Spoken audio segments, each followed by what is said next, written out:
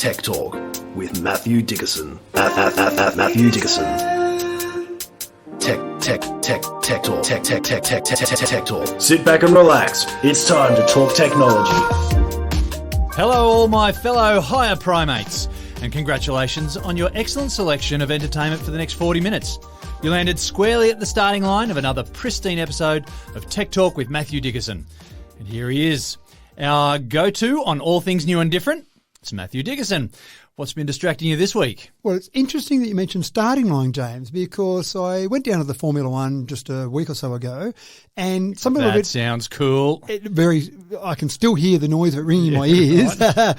But it's interesting. Some people think that I wouldn't like Formula One because I am a bit of a fan of EVs, and you've got Formula E, which has got obviously EV cars that are racing in that. But Formula One, one thing I do like about Formula One, yes, they're still using petrol engines, but it's all about the technology. It's all about what technology can they introduce just to give them that little tiny bit of an advantage. And there's Formula One and there's NASA when we're talking about cutting-edge technology, isn't there? Absolutely right. Formula One is almost at that level of NASA because all those teams, you're talking about big dollars here, and they're trying to gain an advantage that we're talking about thousandth of a second on a lap. If you can get a few thousandth of a second over another driver, another team, that's a big difference there, obviously. And there's a group of Morris cars, good old Morris cars. They haven't been made in Australia for almost 50 years.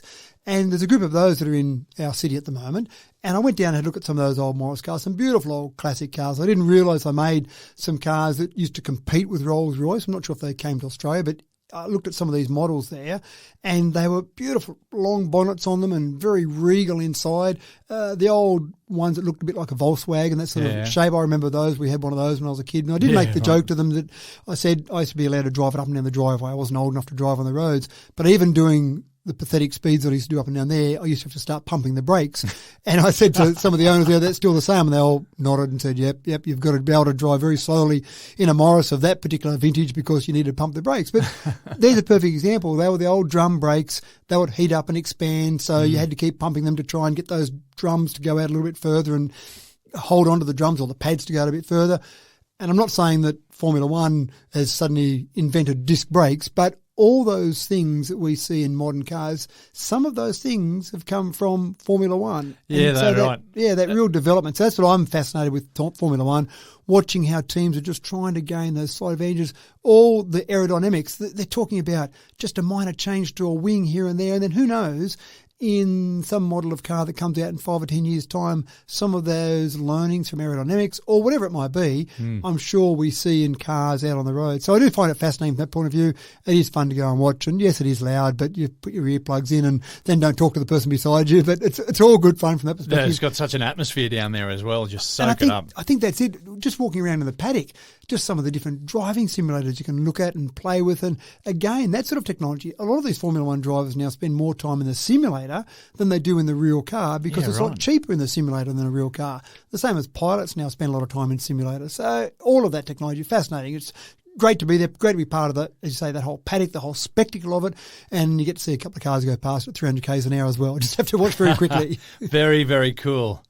And as I peruse through the good news ahead of us today, I can see that the fast and easy pay options at the checkout are set to get even faster and easier still. Won't be long before you'll be doing the checkout at Coles at a slow jog.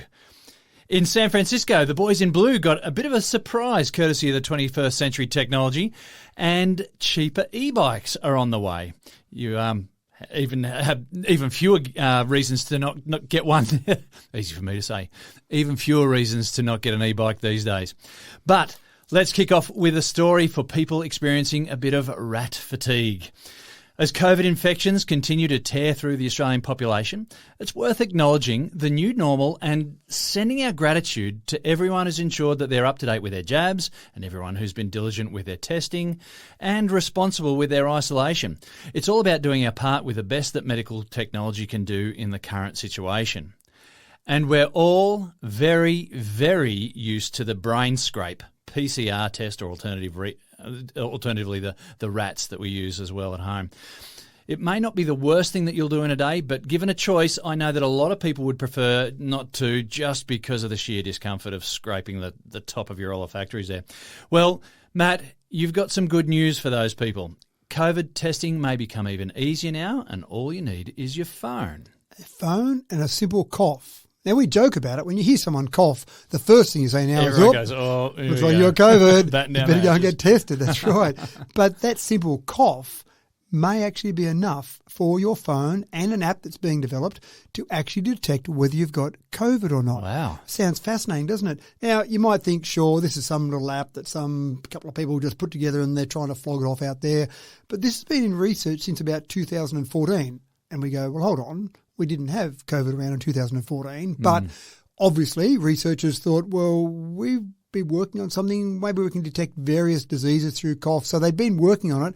And then it was almost like they were excited, and I'm sure they weren't, but they were excited about the fact that COVID came along and then they could really use this technology they've been working on. So they've still been working on it. That's really interesting that you say that it's an older technology. I remember as a young kid, I used to get bronchitis quite a bit, and not so much as an adult. But I know that the sound of the cough when I had bronchitis was very different to, say, a flu-y cough. Yeah. And that's exactly where they were working on. They were working on different cough sounds, what that might be able to identify. Again, they had no idea that COVID-19 was going to come along 5 years after they started. It was actually, they had money was funded, this whole research initially was funded by the Bill and Melinda Gates Foundation, and they've done some wonderful things, or Bill Gates in particular. I'd almost say he's rid the world of polio. Not quite yet, but an incredible. He has saved millions of lives. So some of the research that he puts forward in the Bill and Melinda Gates Foundation is being used all around the world. Some things are successful, some things aren't. This particular research was done by the University of Queensland, and so they came up with this concept called ResApp. So again, take that cough, listen to that cough. Once COVID came along, they thought, we've really got a usage for this now. So they did a whole bunch of testing and obviously a large sample space. And what they found was that they could get about a 92% hit rate, which is probably just about the same, maybe a little bit better than a rat. So when you take that 92%, that would give you 92% of people that had COVID, they would say, yes, you've got COVID. So in other words, if you coughed and it said you've got COVID, go and get another test. Probably a PCR would be more accurate. If it said you didn't have it, there was close to 100% accuracy that you didn't have COVID. So if you're a bit worried, had a bit of a cough, let's cough into my phone. Oh, no, it's okay. You can go on. It's just a normal cough, or it might be a common old cold, which we kind of don't think about much these days. So we think, well, I wonder if they're going okay with it. I wonder if it's really going to be developed any further. Good old Pfizer, huge pharmaceutical company, they thought this was a good enough idea that they paid $100 million for this particular company. So they basically bought all the shares in this company, and essentially this company had this particular app as its only thing. There might have been some other side benefits or some other patents there as well. But essentially they paid $100 million for this app. Now, once someone like Pfizer gets it, and Pfizer shareholders probably don't like throwing $100 million away every day, so they're going to develop this. And I imagine there'll be some process where you'll either pay or you'll have it free, but then there might be some way of using Pfizer products somewhere along the line there. But again, they see enough money in it to fork out $100 million. You know, as soon as you mentioned the company name, I just thought, oh, the conspiracy theorists are going to go crazy on this.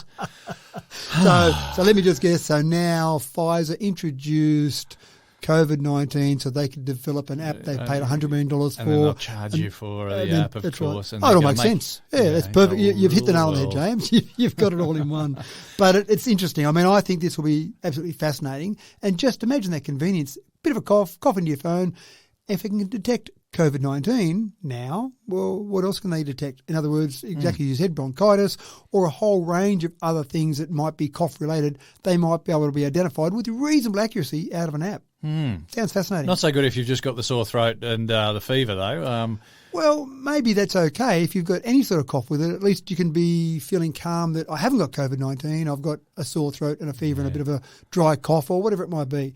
Maybe you've got some cough that's been because you've been out at the pub too late last night and there were too many people smoking out at the pub. Maybe they'll just tell you, stay away from those smokers, who knows. But it sounds like fascinating technology. Yeah, absolutely it does. It took me a while to get comfortable with the concept of PayWave all those years ago. I just didn't trust it. I used to insist on shoving my card into the machine and punching in the pin as a sort of futile protest. Then I just got over myself and the whole tap and go became just so quick and easy. Now, because of your bad influence, Matt, it's all on my phone, and now my wallet is somewhere in my bedside table or my roll-top desk or somewhere, I don't know. I feel very proud. Yeah, it's all on my phone. And so now here I am thinking that I'm right up there, moving with the times. But Matt, I'm still kidding myself, aren't I? Oh, so yesterday, James, Where's that chip that you've had inserted? Now, let me just say at the beginning, this is not about a vaccine being plugged into your arm, including a chip. This whole story is about people This is a actually different having way chips. of tracking you through every movement of your life. Yeah? Well, it goes way back, 24th of August, 1998. Oh, wow. Kevin Warwick, he was a British professor of cybernetics, and he had a chip inserted in his hand just to demonstrate the technology so he could walk around. He'd set up his office in such a way that he could use RFID. The chip that was in his hand was an RFID chip, and that could wave in front of different devices in the office that he'd set up to demonstrate all of this. So he'd walk up to a door, he'd wave it in front of the door, it'd open the door. He'd walk up to a garage or walk up to anything that was locked, wave it in front of it, and that was it. It would open up, unlock, turn lights on, anything that you could do with RFID. So that's fantastic. Now, we've got RFID, exactly as you said, in, for example, our credit cards now. That's the whole PayWave concept. And the great thing about RFID is it doesn't need a power source in the chip. So when you've got your credit card, there's no battery inside the credit card. There's not a hidden little tiny battery. It'll be a very, very small battery in the thickness of a credit card. There's no battery there. It actually gets its power from the electromagnetic waves of the reader. So when you put your card near a reader, for example, it's got electromagnetic energy in that. It's putting out that energy all the time. Put your card near it. That's enough power for the actual chip in there to send out the data very short distance. Obviously, when you tap, you've got to tap. Yeah, you've got to tap it close. On it. Yeah. So it's not like you tap it from 5 metres away.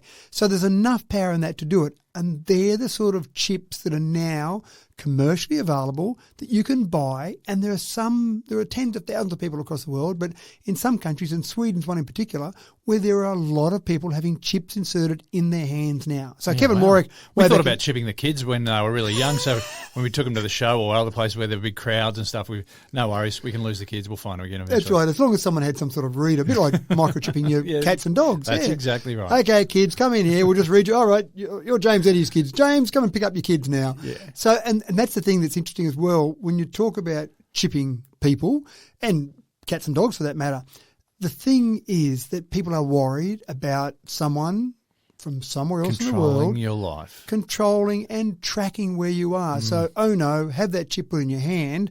That might be convenient. You might be able to just pay with a swipe of your hand. And I get some interesting reactions from people when I show them my vax certificate on my watch, or I swipe with my watch and pay for something. They go, oh, that's exciting. Imagine the reaction you would get when you just swipe your hand across an FPOS machine and pay for things that way. Yeah, that's right. Or do that to... You'd be like a Jedi master. I've paid for these goods. You know? I love it. You can have so much fun. But opening doors, anything that needs RFID or could be set up with RFID, so that could be any sort of lock, any sort of lights. There's lots of things out there that use RFID. So having all that set up just with a chip in your hand. But again, what's exciting about that is when Kevin Warwick did it, he was doing it as a test or as it's an experiment. Experiment to show people what you could do. But you can just order these now. They're pretty cheap. You pay about €100 for a chip to be inserted. And obviously you can have information, whatever information you want on there within reason. There's about 2,000 characters, about 2 kilobytes. Hang on, I'm going to assume you're going to get a professional to insert this chip somewhere. I'd prefer that. Yeah, probably not just go and buy one and go home. Do it DIY, yeah? No. Okay. €100 is about what you're paying to go somewhere professional and have it inserted in there.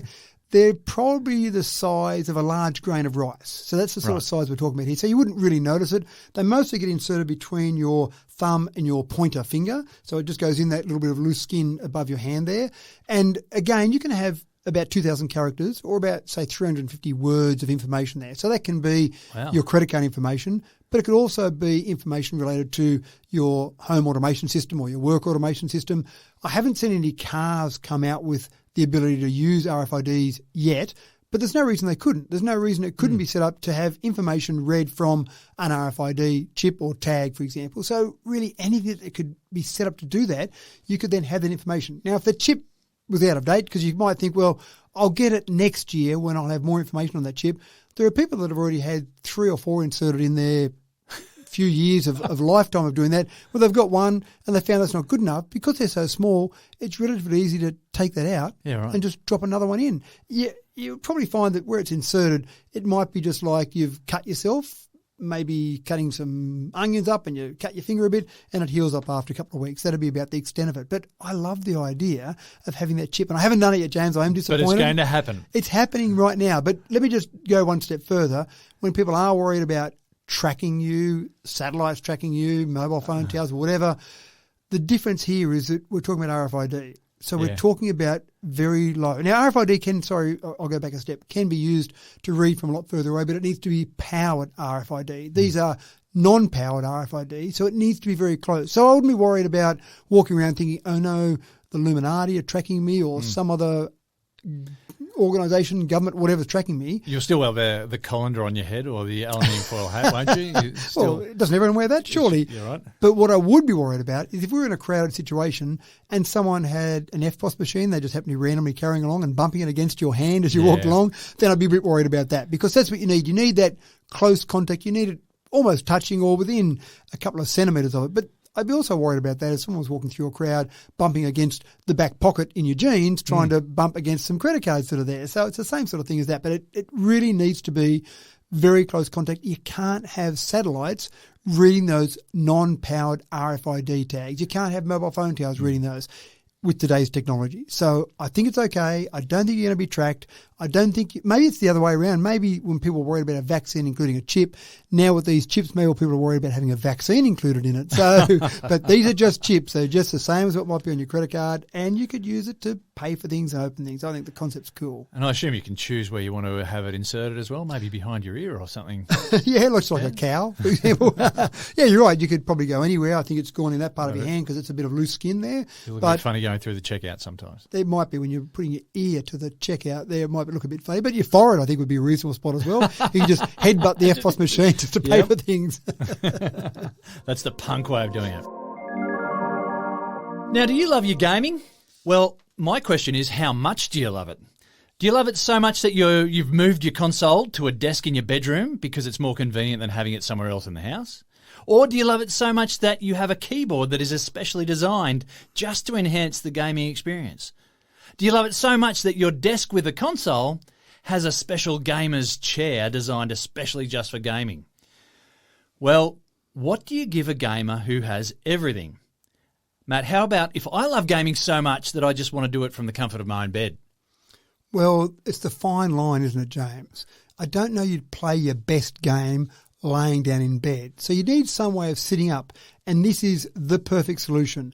This is a bed/chair, automatically that converts between the two in conjunction with your whole gaming setup. So it's got a fridge, it's got some shelves, it's got the desk for your screens, multiple screens, but most importantly in this particular device, it is a nice chair that you hit the remote control on the side of the chair and it turns into your bed. So when you're gaming until you are gamed no more, then you hit the button, you have a little lay down, bit of a sleep, and then when you're ready to go again, hit the remote control and it moves back up into a chair. This is starting to make me get those vibes from that movie Wall-E, the little robot, with the people at the end who don't have to get out of their recliners and stuff. And that's exactly what it's looked like to me. In fact, I showed my son, and it actually probably is convenient for someone that's got a fairly small bedroom and wants their bed and their chair and their desk and their computer all together. But I showed my son, and he was actually pretty excited by this, which worries me just a little bit. He's meant to be. Hearing there's a Simpsons cartoon where Bart's lying in there and he's had a vision of the future, and he says he's lying in bed and he says, "I wash myself with a rag on a stick." And that's what I'm saying. Well, if you can't get out of bed to play a game, then... Well, that's the only thing missing from this. I think the shower they can probably miss, but the toilet. That's the only thing that worried me when I looked at this. We've had bedpans for centuries. Okay, there you go.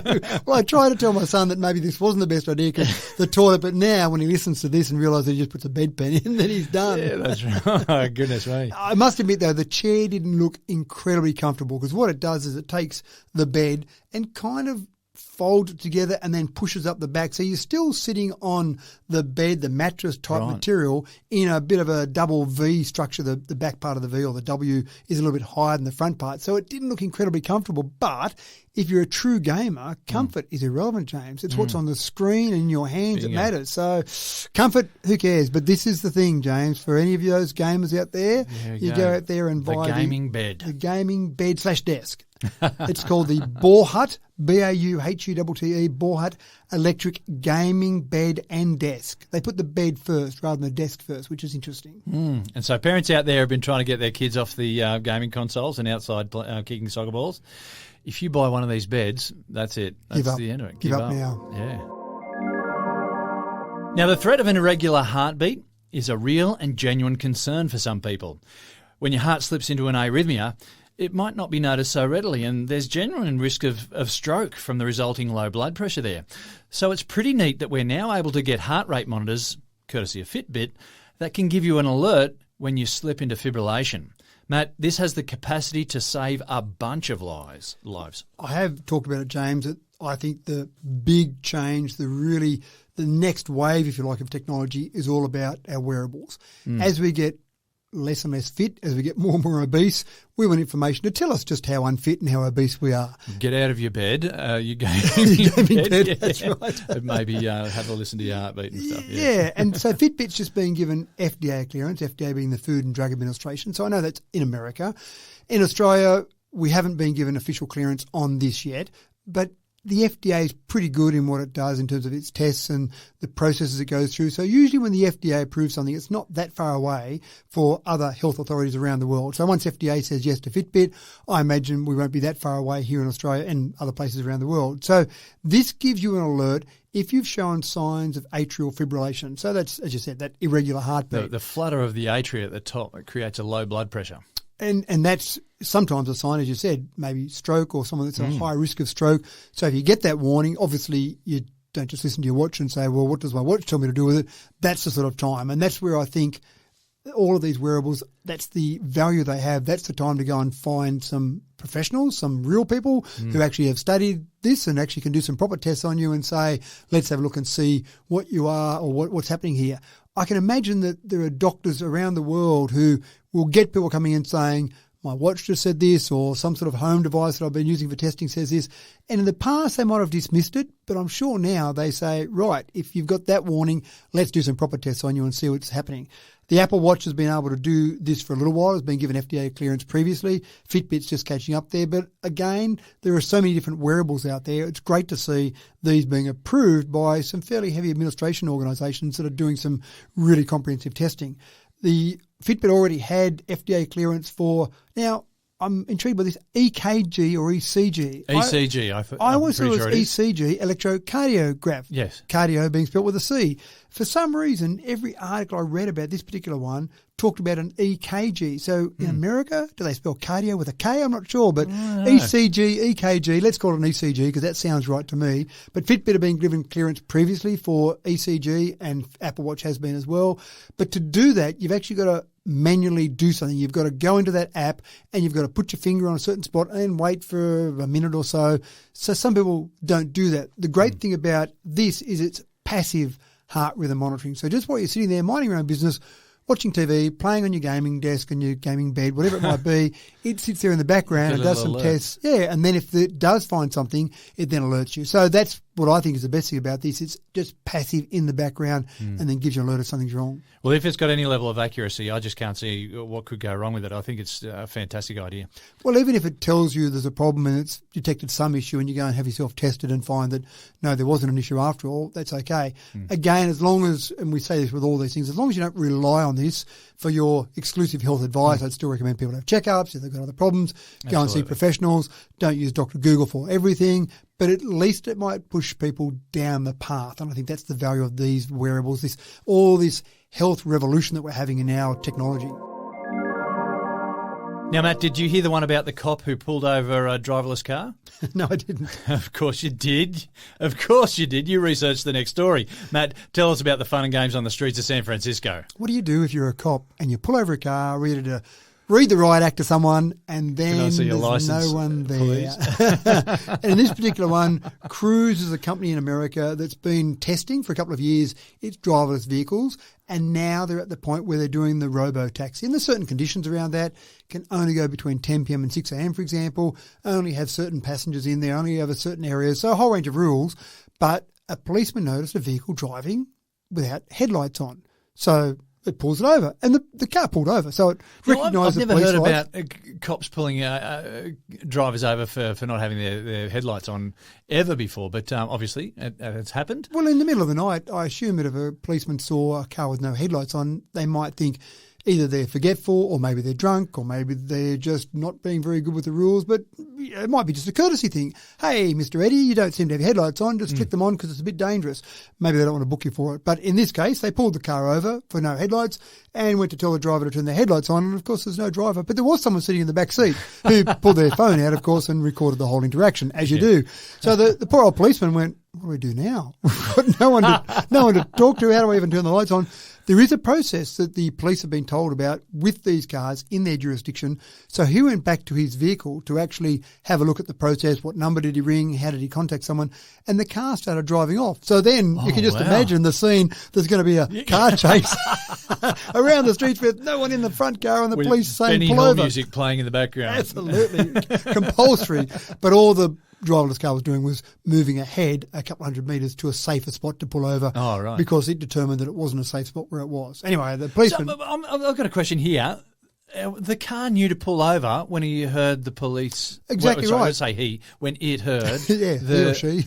When it heard the sirens. Yeah, that's right. So they are programmed. I was interested in that as well. They are programmed that when someone, a police car, for example, flashing lights, pull over, obviously they were coming up behind them. They're obviously programmed in just the same way as a human would be to recognise that car is asking me to pull over, flashing lights in my rearview mirror, whatever it might be. So it was clever enough to work that out. Maybe that's one of the first things they programmed because they probably want them to be law-abiding. There was going to be some trouble eventually. Somewhere there. But it pulled it over. Anyway, the policeman finally worked out how to contact cruise personnel, got the headlights turned on.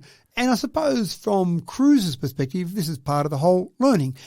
They had some process in there where they obviously turn the lights on. They've got this car programmed to turn the lights on. Given the fact that the trial is only between 10 p.m. and 6 a.m., they may change their processes or procedures to just say, turn the lights on before you go anywhere because we're always driving at night time, so we may as well just have those lights on. In fact, why not have them on all the time because it's probably safer to have them on the day as well. Well, yeah, other people need to see that there's a car coming as well. It's not just the car trying to see where it's going. It's about being seen. Yeah, and for this car, it doesn't need lights on because this one is using LiDAR. Yeah. So some vehicles, Tesla, for example, they're self-driving, they use cameras, so they would need some form of lights to see the white lines on the side of the road and see other things. But some of the driverless options are using LiDAR, so they're not relying on the sight that a human might have to be able to see devices out there, see in inverted commas. So it's an interesting example, but we will see more of this, James. We will see more driverless vehicles.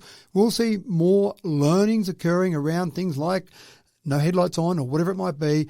And I just hope, obviously, that we get it right enough times that we're not losing people's lives unnecessarily or even just having accidents unnecessarily, and enough testing is done so that these are safer, because the theory is that these can be safer than you and I driving on the roads, losing attention, getting distracted, getting tired, whatever it might be. These should be safer when they get it right. Well, I'll tell you that in the last couple of weeks, driving at night around here in town, I've noticed a bunch of cars without their lights on. Oh, there you go. I reckon probably not autonomous cars. No, probably not. Now, the heart of a conman is a fairly black and soulless space, and none are so cold and merciless as the hearts of puppy fraudsters. I guess all scammers prey on the vulnerable, but there has to be a special place in hell for those who would take advantage of people who are just looking for a new four-legged friend to build into their family. There's a lot of therapy in dog ownership. But here is some good news. Apparently someone at Google agrees with me and flew into action recently to bring some puppy scamming scumsuckers to justice recently. Matt, what's the story here? Puppy sucking, what was that term? Pucking? I believe it was puppy scamming scumsuckers. I like it. Puppy scamming scum suckers. I like it, James. I like it. It's in the dictionary. Obviously, yeah.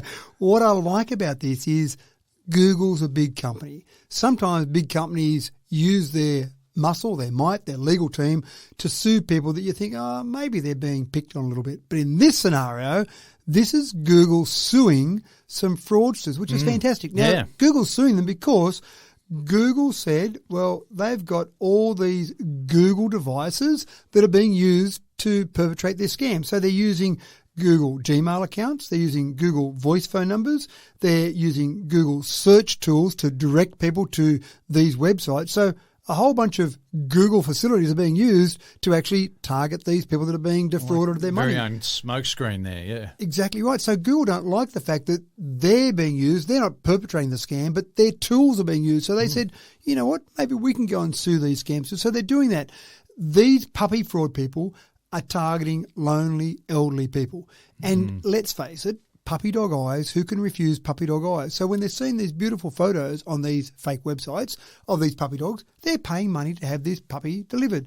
And of course, no surprises here, the puppy never comes. And people are paying a lot of money. People are paying from $700 to $1,500 for these puppies that are never going to be delivered. One person can get hit multiple times with that same transaction.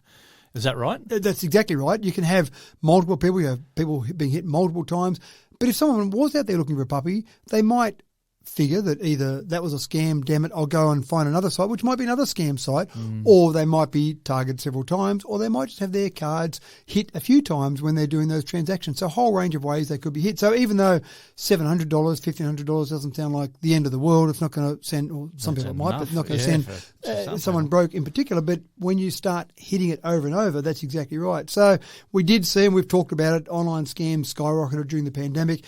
People spending more time on social media, more time in front of a computer, and people might have been lonely, especially people that might have been elderly, might have been living by themselves. So having a puppy come and visit. There's a lot of therapy in puppies. Oh, absolutely right. Their grandkids couldn't come and visit, their kids, they couldn't go out and be active socially. So some people like pups, which was fantastic, except when they weren't really going to get a puppy in the long run. So hopefully Google is successful. Where these people are located, what jurisdiction they're in is all part of it. But again, I've got some confidence that Google have got a reasonable legal team. They might be able to follow this to the nth degree and see if we can just knock out at least one group of scammers. Yeah, make an example of them. Perhaps the message might get out. Oh. Yeah, well, probably not, but at least take some off the market might be one step along the way. Yeah. Well, here's some crazy news on the solar power front.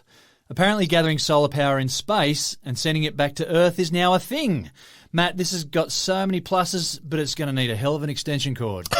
It is, isn't it? I'm fascinated by this.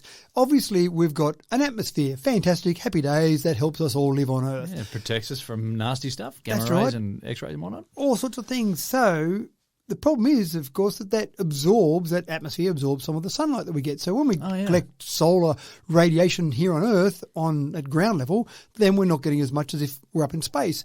And we see various spacecraft that go off into space that have got solar panels on them to power them while they're in space. So why not take some of that solar power, which is 11 times more powerful up in space than it is here on Earth, take some of that solar power and then beam it back directly to Earth. Sounds fantastic. Yeah, it does. Sounds fanciful, and I must admit I looked for the date to make sure it wasn't an April 1st story on this one. But again, found some research from a number of different sites there. But this is something that's not there at the moment, but this is being researched as a way of giving us power. The other cool part about this is that potentially I can see that you could have something up in space that could have sunlight more times during the day. In other words, you're not relying on sun during the day to produce solar power. At night, you're not getting it because you could have, and I imagine they're doing geostationary with this, you can have a satellite sitting up there, geostationary satellite, about 36,000 kilometres above the Earth, which can see the sun on a more regular basis than something sitting there on Earth the surface level. of the Earth, yeah, that's right. So it would still have times it might be in the darkness and the shadow of Earth, but you could see it a lot more times during the day. And the reason I think it's geostationary, but I couldn't find that bit of data in the research I did, is because if you're focusing that beam down to Earth, then while you've got satellites spinning past Earth, trying to get them to focus down on a certain spot, I can imagine that's difficult. Yeah, because they're doing a lap of the Earth every hour and a half. Yeah, depending what height they're at. Trying to track that, Yeah, and I don't know if I'd want to be in a plane that accidentally goes past one of these beams that is being shot down from it'd have above. to be a fairly focused sort of ray, wouldn't it? Yeah, it would be. That's exactly right. So I imagine they're talking about geostationary. I imagine they've got some way of saying, okay, planes, don't fly through this little bit here. This might be a bit intense. But having said that, maybe it's not as intense as I think. Maybe it's not much more intense than, say, the sun, for example. But they're just focusing that beam of power coming down. Well, I had all those fears about the Van Allen belt as well. But we know, and conspiracy theorists, you can just take a back seat right now. The Van Allen belt, and we were worried about the radiation from that. And we've been able to survive that several times over. Yeah, sure. Thank goodness for that. But it is. It's all about this power beaming. So it does sound fascinating. I think we're probably 5 years away at best from actually seeing this in reality. But I do love the fact that people are out there thinking of different ideas. A couple of scientists one day having a coffee and they went, you know what?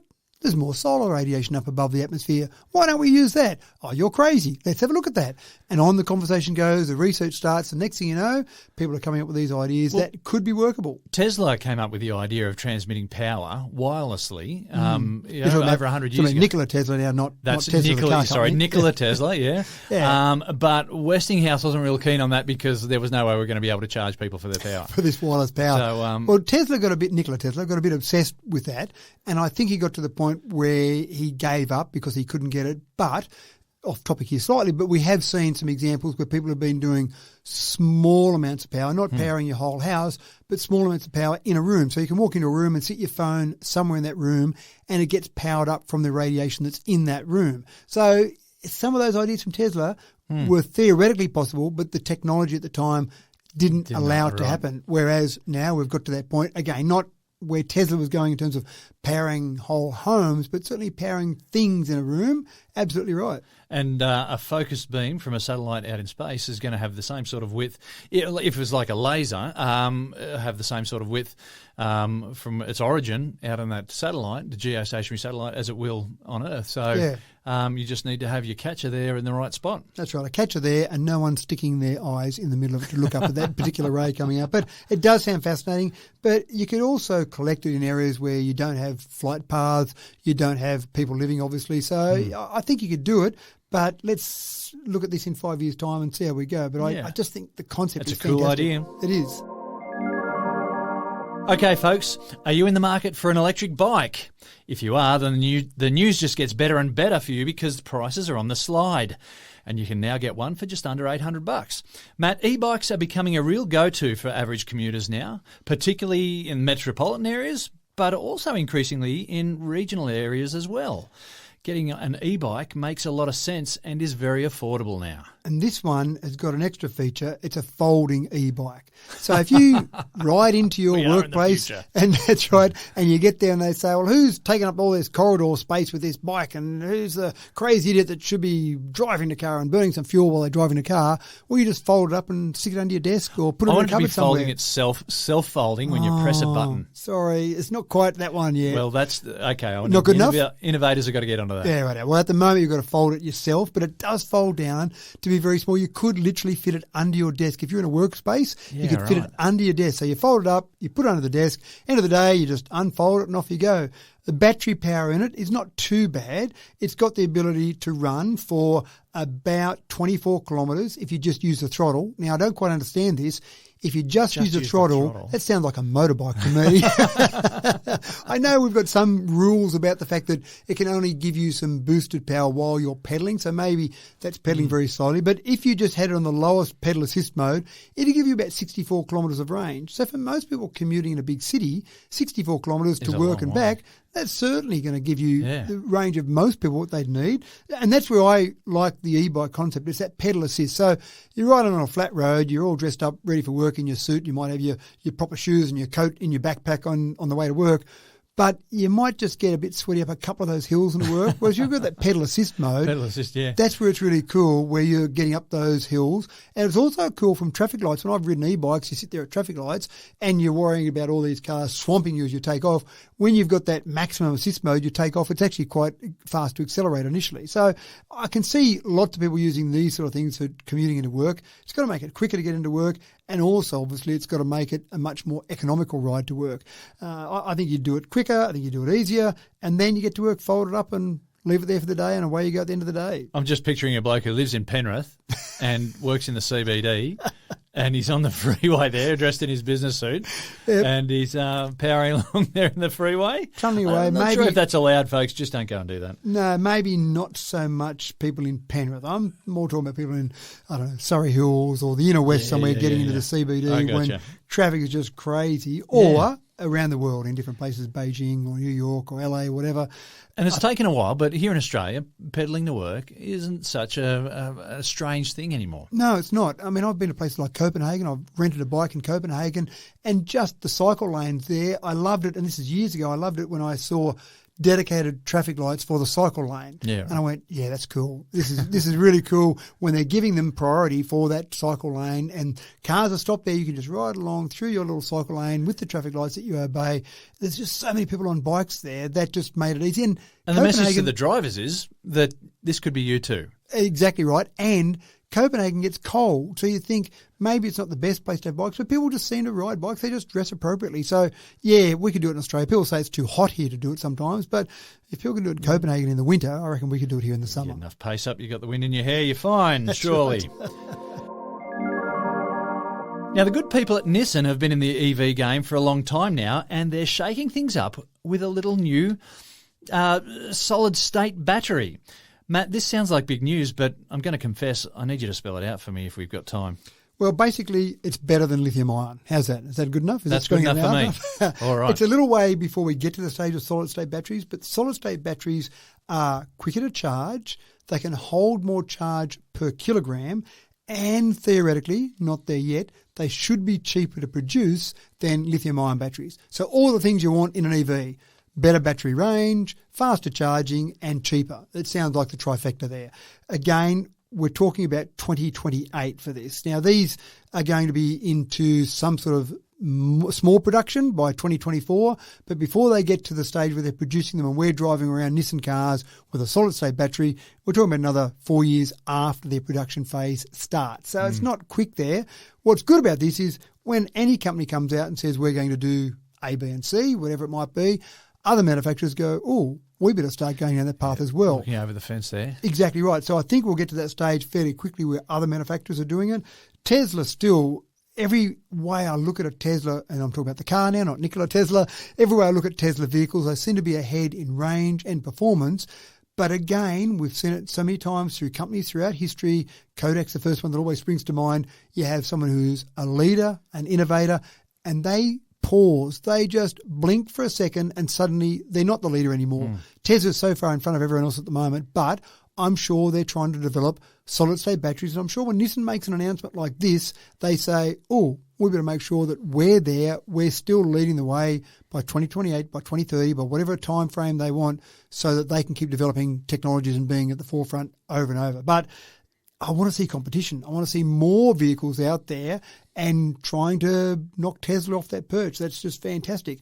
On Tesla briefly, they've just opened up their Roadster reservations. So if you've got a spare 50 grand, that'll give you a reservation on one of the Roadsters. Now, the Roadsters have been talked about for about 5 years. The Roadster is just a beautiful little sports car. Their normal sedans are faster than normal sports cars in Tesla, but the Roadster is a sports car-oriented vehicle, two-seater, designed to be incredible performance. We're talking about sub 2 second, maybe even 1.6 seconds, 0 to 100.